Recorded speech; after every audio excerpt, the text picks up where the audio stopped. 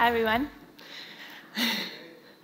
As I was preparing to attend the United Nations Conference on Climate Change in South Africa this past December, I was getting so excited because this was my big opportunity to share my vision for a sustainable future.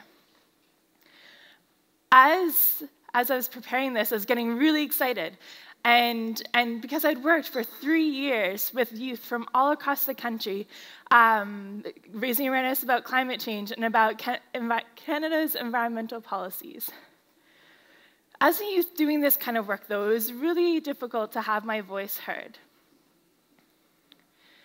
And especially at this conference, it was especially difficult.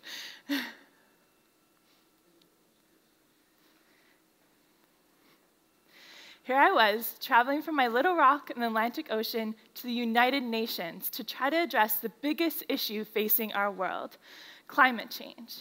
And the biggest challenge of all was that myself and the Canadian government do not see eye to eye.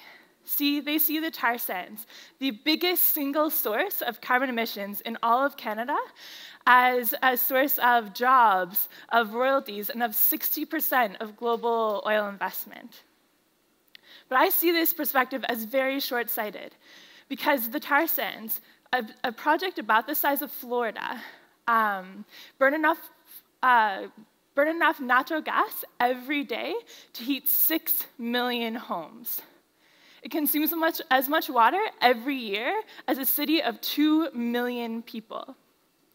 And while this extraction is happening, it emits 3 times the carbon emissions as conventional crude.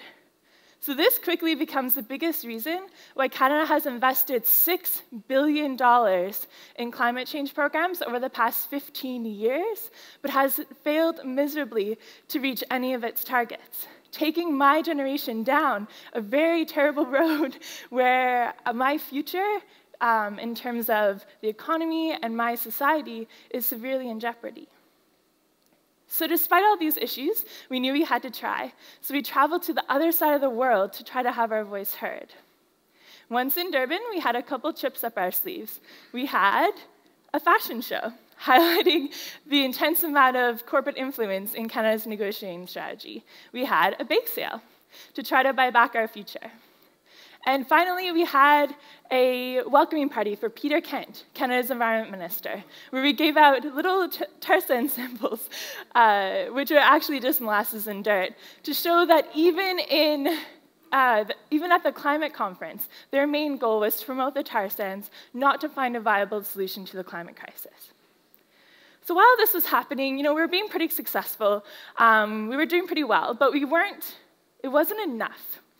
Our message was not getting across as much as it needed to be received, considering the dire situation that we were in. So we decided to do something really big. So we planned, we scouted, we did role-playing, all to prepare for an action that we hoped would show that Canadians really care about climate change. The action that I wanted to do included breaking the UN Security Protocol with the firm belief that we had exhausted every other avenue of meaningful dialogue with the Canadian government, that we had to break the rules to fix the problem. Our biggest opportunity to do this was during Canada's opening address in plenary, which is the highest decision-making body at these negotiations. This is the place where the world watches each country tell their story of climate change and of the future. We knew that what Canada was going to say did not represent us, but that our story should be a big part of what we had to say, of what they had to say. So 6 of us walked into plenary, all wearing zip-up hoodies and button-up shirts. Unfortunately, it was 30 degrees and sunny that day in South Africa, so our attire didn't quite fit the weather. So we piqued the interests of security, which pulled us aside and told us that any disruption that day would not be tolerated. So despite the close call, we sat down and we waited for our big moment.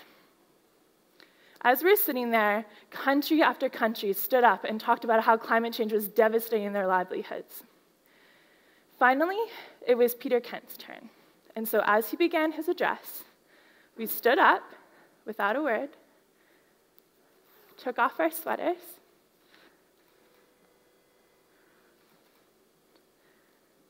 and turned our backs.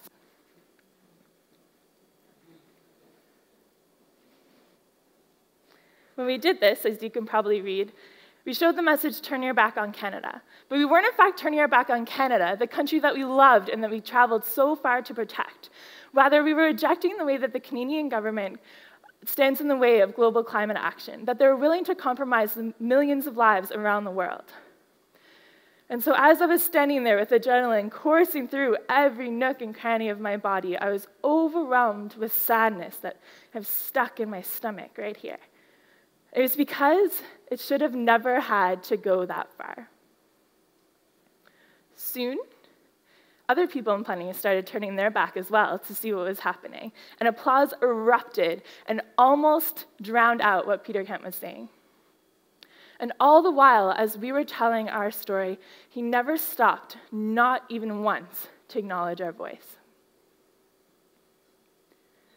So very quickly, we were rushed out of the conference center, given a lecture on disrespect, and our UN accreditation was revoked.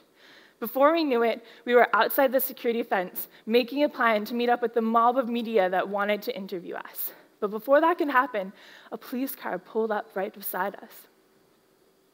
Obviously, the first thing that I thought of was, oh dear, I'm going to break the one promise I made to my mother before coming here. I am going to get arrested.